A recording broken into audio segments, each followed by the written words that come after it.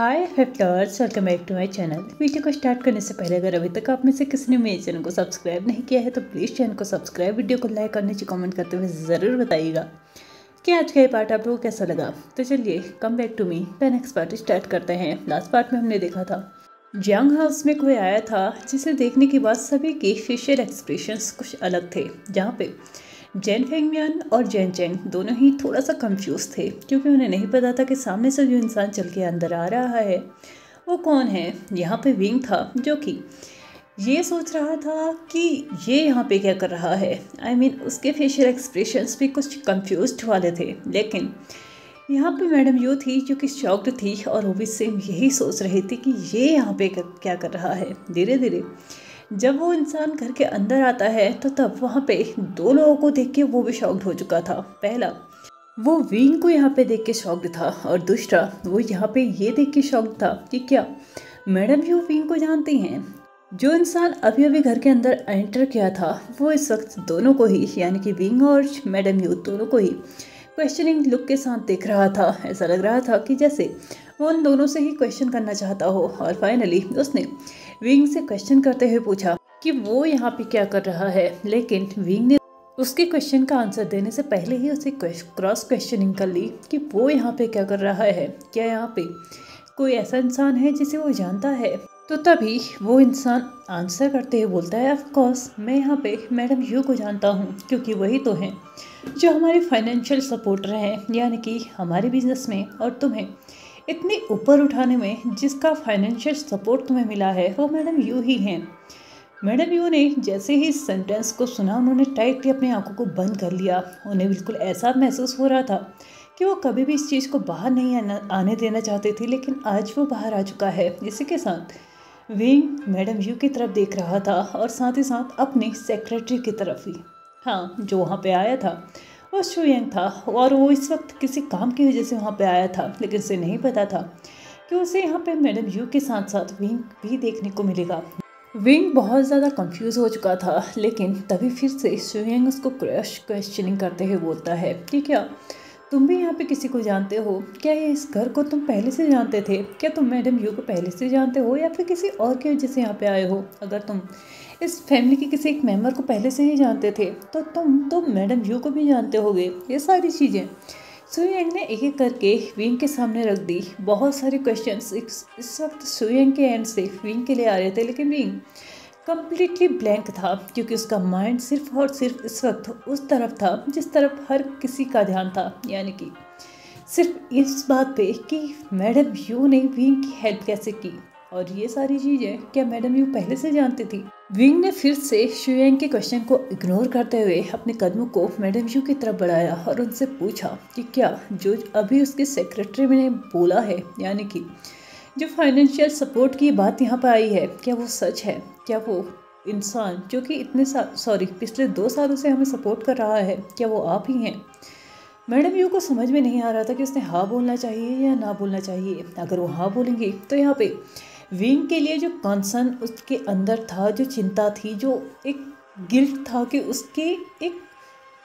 उसके पति की गलती की सजा इस बच्चे को मिल रही है, वो साफ साफ उसके चेहरे पर नजर आ जाएगी। लेकिन यहाँ पे वो ना भी नहीं बोल सकती थी क्योंकि साक्षात सबूत उनके सामने था, चलता फिरता प्रूफ उनके सामने था, तो ऑफ कोर्स सी बात थी वो ना भी नहीं कह सकती थी।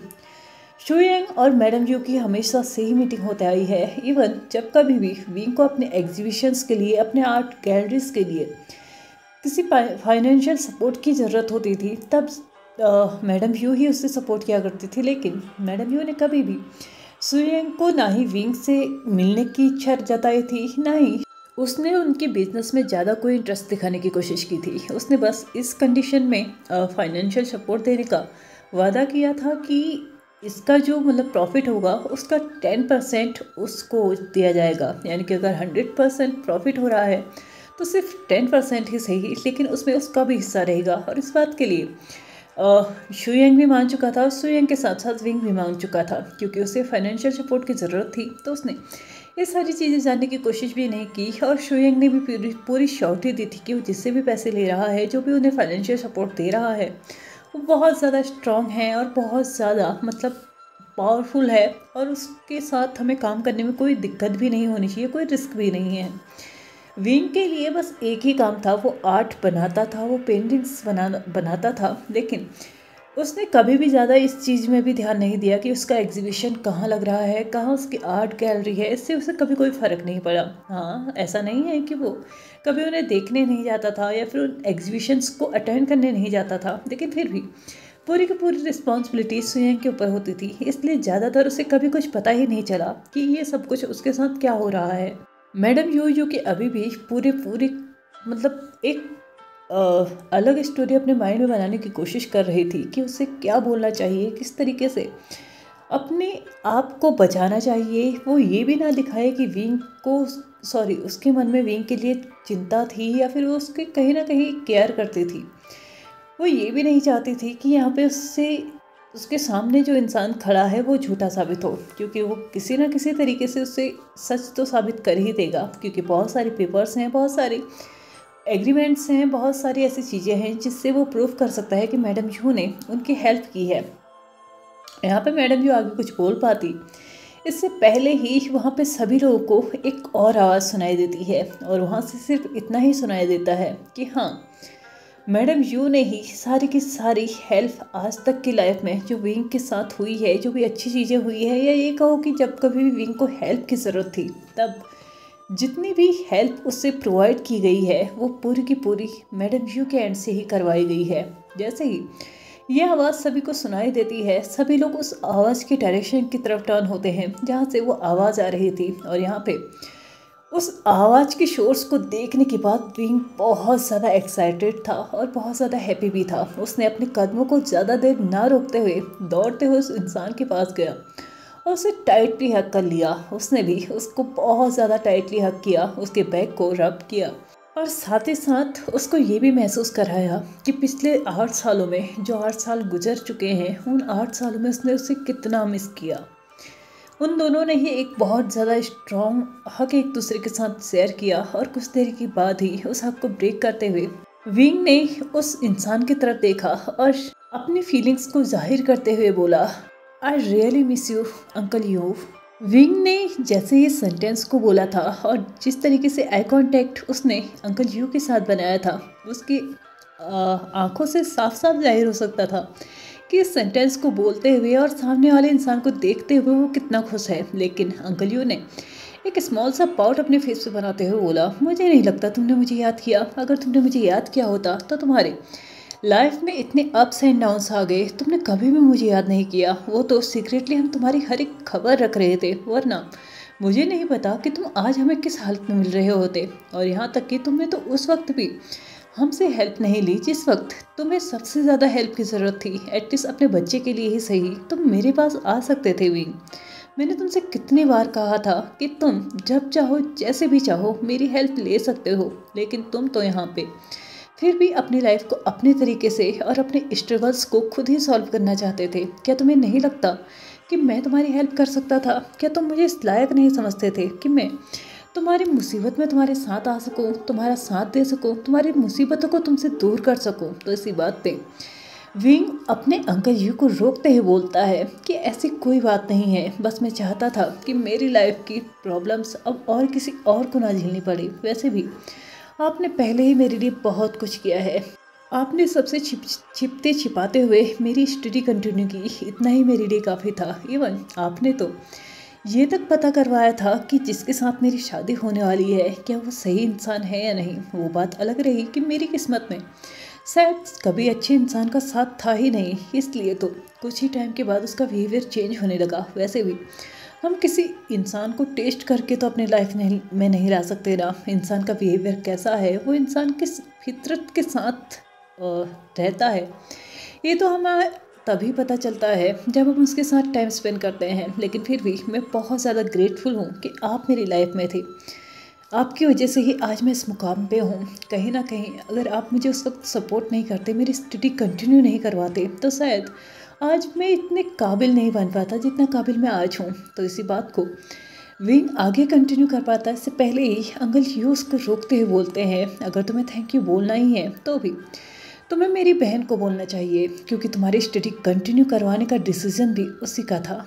विंग यहाँ पे बहुत ज़्यादा कंफ्यूज हो चुका था और साथ ही साथ बहुत ज़्यादा शॉक्ड भी था कि क्या सच में मैडम यू ने ही उसकी स्टडी को आगे कंटिन्यू करने का डिसीजन लिया था। यहाँ पे विंग के साथ साथ जैन चैंग और जैन फेंगमियान भी बहुत ज़्यादा शॉक्ड थे, लेकिन मैडम यू की तो मानो एक अलग ही लेवल की स्थिति बनी हुई थी, क्योंकि वो कभी नहीं चाहती थी कि उसने जो कुछ भी किया है विंग के लिए वो कभी भी किसी के सामने आए या फिर कभी भी किसी को ये पता चले कि इस स्ट्रॉन्ग, इस स्ट्रिक्ट, इस कोल्ड पर्सन के पीछे एक सॉफ्ट पर्सन भी बसता है। लेकिन यहाँ पे शायद आज उसकी हर एक चीज़ बाहर आने वाली है, जहाँ पे अभी अभी लोगों को ये पता चला है कि वो भी रो सकती है, उसके अंदर भी इमोशंस हैं। यहाँ पे अब एग्जैक्ट कुछ टाइम के बाद ही सबको ये भी पता चल रहा है कि वो बहुत ज़्यादा स्वीट भी है और साथ ही साथ उसको डिसीजंस भी लेने आते हैं। हर किसी की लाइफ में सही डिसीजंस कब और किस तरीके से लेने हैं, हर एक चीज़ उसको पता है। इसी के साथ विंग के एक्सप्रेशंस देखते हुए अंकल यू समझ चुके थे कि विंग अब उसकी क्वेश्चंस का आंसर चाहता है, क्योंकि इतने साल विंग ने उनके साथ भी बिताए हैं और विंग किस तरीके से किस चीज़ों को जानना चाहता है बिना कहे ही उसकी बातों को समझ लेना अंकल यू ने भी खूब समझ लिया था। इसी के साथ अंकल यू ने अब सब कुछ बताना स्टार्ट किया कि किस तरीके से मैडम यू ने उसकी स्टडी को आगे कंटिन्यू करने के बारे में बोला और क्यों उसने सभी के से इस सब चीज़ों को हेड रखने के लिए बोला। लगभग आधे घंटे के बाद सभी लोग बहुत ज़्यादा शांत थे और यहाँ पे विंग था जो कि सिर्फ और सिर्फ मैडम यू को देखे जा रहा था, क्योंकि भले ही इससे पहले कभी ना सही लेकिन आज उससे उस सामने बैठी हुई औरत में एक अलग ही छवि नजर आ रही थी। ऐसा लग रहा था जैसे कि वो सामने बैठी हुई औरत में वो अपनी माँ की झलक दिख रहा हो। कभी कभार उसको ऐसा लगता था कि उसकी माँ ही उसके सामने बैठी है और उसे देख के मुस्कुरा रही है। भले ही मैडम यू का बिहेवियर फिर भी वैसा ही था, एकदम कोल्ड फेस के साथ वो बैठी हुई थी, लेकिन पता नहीं क्यों विंग को इस वक्त उनके अंदर की वो सॉफ्टनेस नजर आ रही थी जो कि उन्होंने आज तक हाइड करके रखी थी। यहाँ पे सिचुएशन बहुत ज़्यादा साइलेंस से भरा हुआ था, यानी कि एक ऐसी स्थिति जहाँ पर सिर्फ सभी लोगों ने सिर्फ चुप्पी साधी हुई थी और इस चुप्पी को ही सभी लोग समझने की भी कोशिश कर रहे थे और साथ ही साथ अब उन्हें क्या बोलना है ये भी अपने माइंड में ही प्रिपेयर कर रहे थे। लगभग बातें सभी के एंड से बंद हो चुकी थी, लेकिन चुप्पी तोड़नी तो होगी और यहाँ पे बातों को आगे बढ़ाना भी होगा। मैडम यू ने अपने आप से ही अपने पैर को, जो कि अभी तक उन्होंने एक पैर के ऊपर रखा हुआ था, उसको भी हटा दिया और साथ ही साथ जो कि अपने हाथों को उन्होंने अपने चेस्ट के आगे फोल्ड किया हुआ था उनको भी अनफोल्ड करते हुए अपने सीट से उठते हुए कुछ कदम आगे की तरफ बढ़ाए और उसके बाद विंग की तरफ देखते हुए बोला, मुझे पता है तुमने कभी भी अपनी माँ का प्यार नहीं देखा और साथ ही साथ तुम इस घर में भी आए तो भी तुमने मेरी वजह से कभी कोई अच्छा टाइम नहीं देखा, कभी भी अपनी लाइफ को एंजॉय नहीं किया। इवन मैंने तो तुमसे तुम्हारा चाइल्डहुड भी छीन लिया, लेकिन मैं आज माफ़ी मांगना चाहती हूँ जो कुछ भी मैंने किया था और अभी तक मैंने तुम्हारे लिए जो कुछ भी किया है, भले ही उसको मैं रीपेज तो नहीं कह सकती जो कुछ भी मैंने तुम्हारे साथ किया है, लेकिन हाँ मैं एक चीज़ ज़रूर चाहती हूँ कि आज के बाद तुम अपनी लाइफ को बहुत अच्छे से एंजॉय करो, बहुत अच्छे से जियो। तुम्हारी लाइफ में जितने भी स्ट्रगल हो चुके हैं वो हो चुके हैं। अब मैं नहीं चाहती कि तुम्हारी लाइफ में और कोई स्ट्रगल हो, इसलिए अब अपनी सारी परेशानियों को पीछे छोड़ के आगे बढ़ो और अपने जीवन को सिर्फ एंजॉय करो। अपनी लाइफ को इतने मेमोरेबल बना दो कि तुम्हें आने वाले टाइम पे कभी भी आज से पहले का दिन याद ना रहे, तुम्हें याद रहे तो बस ये पल जो कि आज के बाद तुम जीने वाले हो। और साथ ही साथ एक और चीज़ याद करो कि कोई तुम्हारा इंतज़ार कर रहा है, उसे और ज़्यादा इंतज़ार मत कराओ।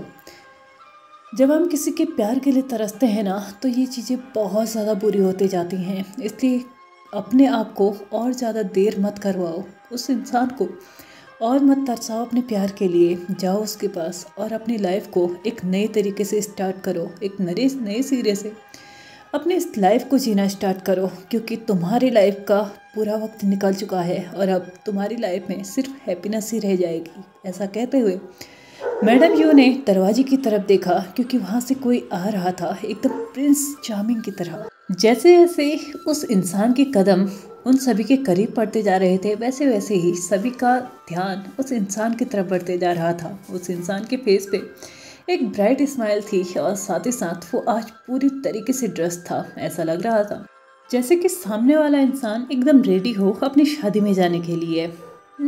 वैसे हो सकता है कि ये इंसान अपनी शादी में ही जा रहा हो, लेकिन अपने पार्टनर को लेने के लिए यहाँ पे आया था। यहाँ पे लान वांग जी धीरे धीरे अपने कदमों को बढ़ाते हुए विंग के सामने आता है। उसके सामने नीच डाउन होते हुए अपने हाथ को आगे बढ़ाता है और बस एक ही सेंटेंस बोलता है, come back to me wing.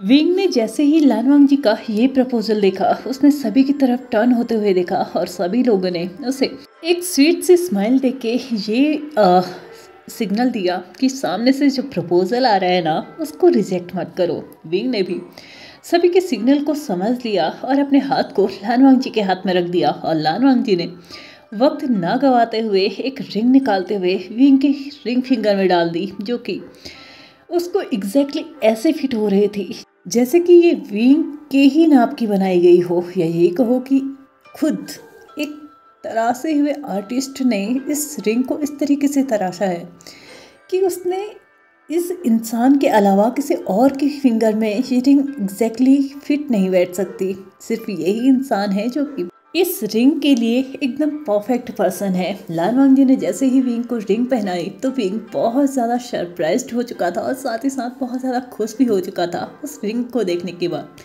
अपने नींद से उठने के बाद लान वांग जी फिर से अपने पॉकेट में हाथ डालता है और वहाँ से एक और रिंग निकालता है, जो कि वो अपने लिए लेके आया था क्योंकि उसे अपनी एंगेजमेंट करनी थी यहाँ पे सभी के सामने। तो ऑफकोर्स सी बात थी, यहाँ पे सिर्फ विंग को रिंग पहना देना ही काफ़ी नहीं होता। उसने विंग को ही रिंग पहनाई और इशारा किया कि अब उसे वो रिंग पहनाए। विंग ने भी हैप्पीली उस रिंग को अपने हाथ में लिया और साथ ही साथ उसको भी लान वांग जी के हाथ में पहना दिया। इसी के साथ वो दोनों ही बहुत ज़्यादा टाइटली हग कर चुके थे एक दूसरे को, जैसे कि इस पल का न जाने वो कितने अरसों से इंतज़ार कर रहे थे। लान वांग जी और विंग बहुत स्ट्रांगली एक दूसरे को हग किए हुए थे, लेकिन तभी लान वांग जी विंग के कान में विस्पर करते हुए बोलता है कि हमें अभी कहीं जाना है। लान वांग जी को पता था कि विंग शौक तो होगा ही और उससे पूछेगा भी वो कहाँ जाने वाले हैं, लेकिन लान वांग जी ने ये सरप्राइज प्लान किया था, इसलिए उसने विंग को कुछ बताया नहीं। उससे बस बोला कि उसको उसके साथ चलना होगा, लेकिन उससे पहले उसे उसके कपड़े चेंज करने होंगे। लान वांग जी ने जैसे ही विंग को कपड़े चेंज करने के लिए बोला, वैसे ही लान वांग जी टर्न होता है और बाहर किसी को इशारा करते हुए अंदर बुलाता है। वो इंसान आके विंग के हाथों में एक पैकेट पकड़ा देता है, जो कि एक कैरी बैग था, और उसे लेने के बाद विंग उसके अंदर देखता है तो उसमें उसके लिए वाइट 3 पीस सूट रखा हुआ था, जो कि विंग को अभी पहनना था। विंग को नहीं पता था कि उसे क्या करना होगा। मैडम यू ने इशारा करते हुए विंग को इशारा किया कि वो रूम में जाके उसको चेंज करके आए। इसी के साथ विंग तो जा चुका था अपने रूम में चेंज करने के लिए। साथ ही साथ सभी लोग इस वक्त एक्साइटेड थे कि लान वांग जी ने ये विंग को क्या दिया। इसी के साथ सभी को बताया गया कि लान वांग जी यहाँ पे क्यों आया है, और साथ ही साथ उनसे भी रेडी होने के लिए बोल दिया गया।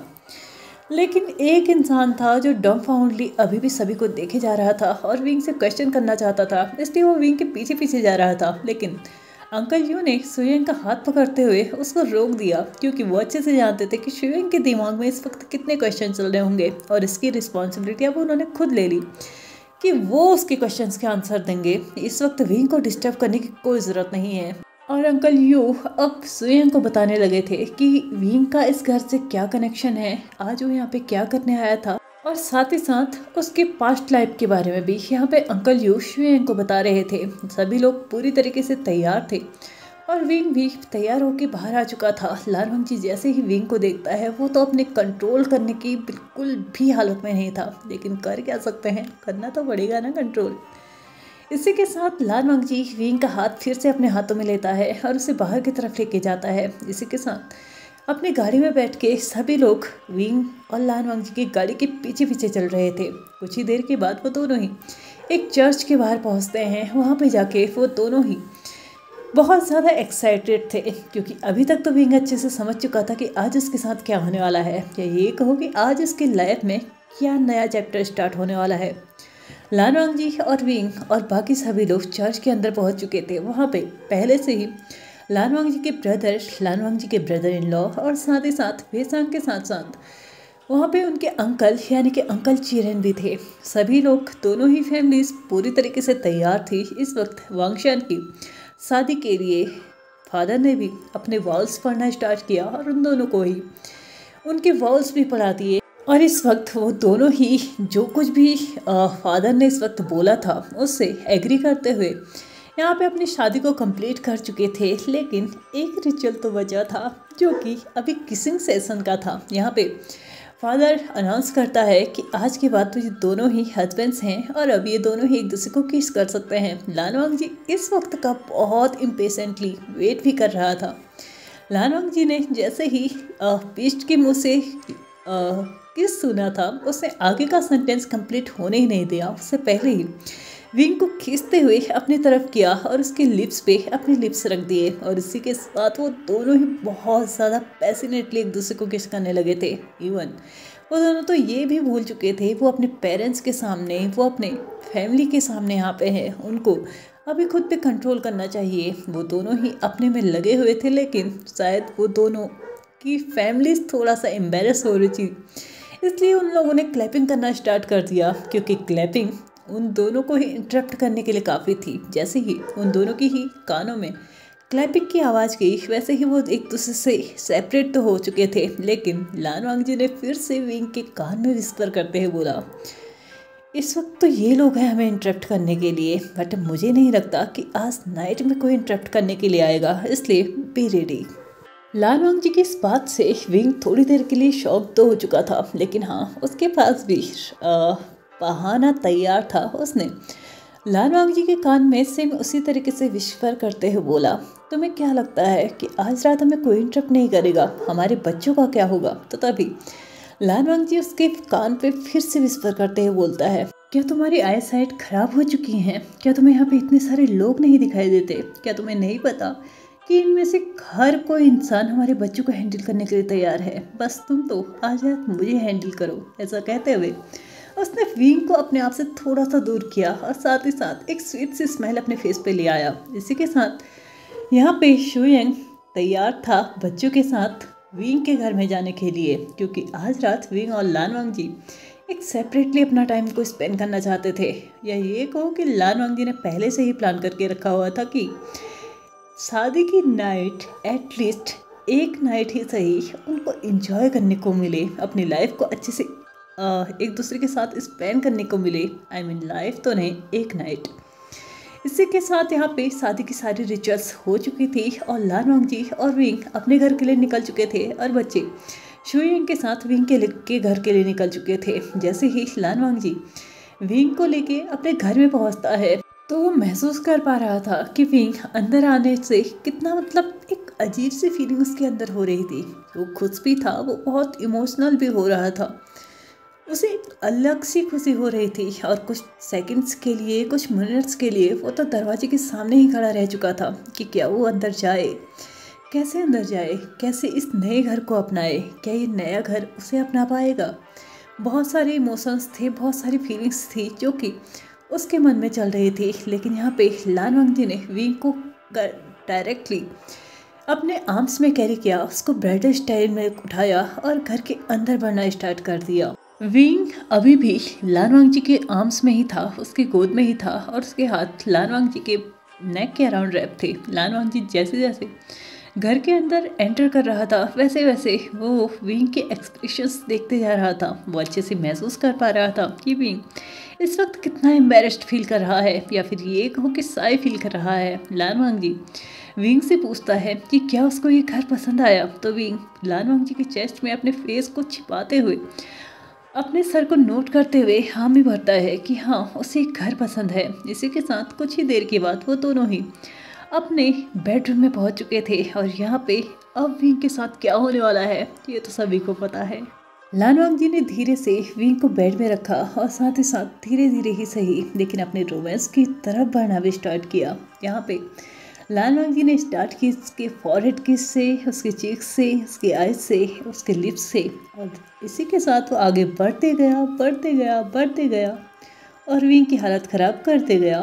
खैर ये तो इनकी पर्सनल चीज़ है, इन चीज़ों को इन्हें हैंडल करने दीजिए और हम इस एफएफ के इस लास्ट पार्ट को यहीं पे ख़त्म करते हैं। तो चलिए फ्रेंड्स, हमारे कम बैक टू मी के इस एफएफ के लास्ट पार्ट को हम यहीं पे ख़त्म करते हैं। आई नो इस एफएफ में मुझे जितने हिटेड कमेंट मिलने थे उससे ज़्यादा शायद ही मुझे आज तक मिले हैं और ना ही आगे मिलने वाले होंगे।